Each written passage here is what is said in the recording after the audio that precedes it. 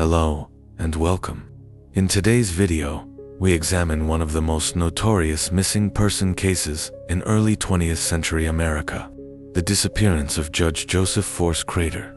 His mysterious vanishing in August 1930 captivated national headlines and spawned decades of speculation. The details below are drawn from historical records, reputable news sources, and statements from those who investigated his case. Any rumors or theories noted remain unverified and should be treated as such. Viewer discretion is advised for discussions of unsolved disappearances and potential foul play. Joseph Force Crater was born on January 5, 1889, in Easton, Pennsylvania. He grew up in a middle-class household, displaying an early aptitude for academics. He graduated from Lafayette College in 1910, later earning a law degree from Columbia Law School. Ambitious and charismatic, Crater quickly rose through New York's legal circles, known for his sharp mind and affable demeanor. Crater married Stella Mansweiler in 1917. He maintained a network of influential friends, both socially and professionally. Although well-liked, he reportedly had an active social life, sometimes circulating in Broadway circles and aspect that would become a point of public interest after his disappearance. In April 1930, then-Governor Franklin D. Roosevelt appointed Crater to the New York Supreme Court. This was a prestigious position, bringing him into contact with many high-profile cases and adding to his social cachet. Some observers later questioned the circumstances of his rapid ascent, though no formal allegations of wrongdoing emerged prior to his disappearance. Judge Crater had spent part of the summer at his vacation home in Maine with his wife, Stella. He returned alone to New York City on August 3rd, allegedly to deal with business matters. In the days before he vanished, Crater withdrew a substantial sum of money from his bank, estimated between $5,000 and $6,000, a significant amount in 1930. He also sorted through personal files in his chambers, removing unspecified papers. That evening, Crater dined at Billy Haas's Chop House on West 45th Street with a friend, attorney William Klein, and a showgirl named Sally Lou Ritz, sometimes also identified in reports as Ritz. After dinner, around 9 p.m., Crater supposedly hailed a taxi and headed off alone. Witnesses provided conflicting statements about whether he got into a cab or simply walked away. From that moment forward, he was never seen again. Stella and others close to Crater did not raise the alarm immediately, believing he might have traveled unexpectedly. By the time concerns escalated, nearly 10 days had passed. When the story finally broke, it shocked New York City, evolving into a major media spectacle. The NYPD launched an extensive hunt, questioning friends, colleagues, and known associates. Detectives combed through his judicial chambers, his apartment, and any potential leads in theatrical districts. The investigation quickly attracted front-page coverage.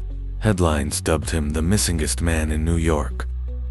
Crater's withdrawal of thousands of dollars so close to his disappearance spurred speculation about embezzlement, bribery, or escape. No definitive evidence emerged to confirm that he had stolen funds or was fleeing from an impending scandal. Newspapers printed daily updates, often rife with rumors about potential love affairs or shady dealings. Despite intense publicity and a large monetary reward for information, reliable leads remained scarce. Certain personal items, including Crater's luggage and clothing, were still at his apartment. He left no clear note or indication of travel plans. In an interesting twist, some documents from his office allegedly disappeared, though it's unclear whether they were important case files or private papers. Stella Crater later claimed she received mysterious late-night phone calls from someone who never spoke. She believed they might be connected to her husband's disappearance, but these were never substantiated. Authorities chased down numerous tips, including reported sightings as far away as California or Canada. None provided conclusive proof Crater was still alive or traveling under a different identity. Months after he vanished, Some rumored that Crater maintained a safety deposit box containing incriminating documents or large sums of money. However, public records do not confirm if anything of that sort was ever discovered. One line of speculation suggests Crater was involved in a political or judicial corruption scheme. Fear of exposure might have led to his forced disappearance or a self-imposed exile. Some suspect the Tammany Hall political machine, infamous for corruption in New York politics, might have orchestrated or benefited from Crater's vanishing. Another theory posits that Crater crossed paths with mob figures, possibly over gambling debts or illicit deals. If true, he could have been abducted and murdered. Law enforcement did investigate possible underworld links, but no concrete mobilated evidence ever came to light. Reports circulated that Crater was romantically involved with showgirls or Broadway personalities, raising the possibility of a jealous confrontation leading to foul play. Investigators questioned various theater acquaintances, but no definitive ties to a violent incident emerged. Some believe Crater faked his own demise to escape pressures, financial or otherwise. He could have started a new life elsewhere, especially given the cash he withdrew. Critics note that if he intended to vanish voluntarily, leaving behind a prestigious judgeship and stable personal life would require extraordinary motivation.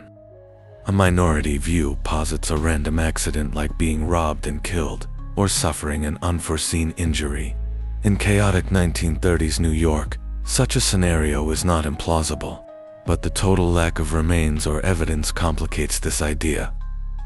In 1939, roughly 9 years after he went missing, Joseph Force Crater was declared legally dead.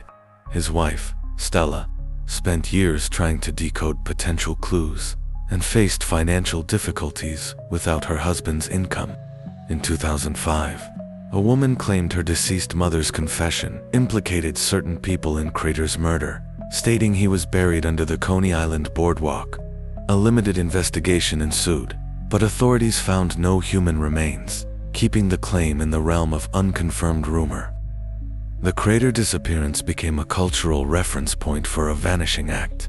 The phrase "to pull a crater" briefly gained popularity, meaning to vanish without a trace. Though media interest waned over time, occasional articles and documentaries revived the question, what really happened to Judge Crater? Judge Joseph Force Crater stepped into a taxi one summer night in 1930 and never emerged again, at least not to public sight. His disappearance sparked sensational headlines, political speculation, and countless theories involving corruption, romance, and possible criminal undertakings. Yet no conclusive evidence has ever surfaced to reveal his final fate. If you found this exploration of Judge Crater's unsolved case interesting, please like, share, and subscribe. By keeping these historical mysteries in the spotlight, we honor the importance of diligent investigation and the enduring hope that future discoveries or sudden confessions might bring clarity to the most perplexing vanishings in American history.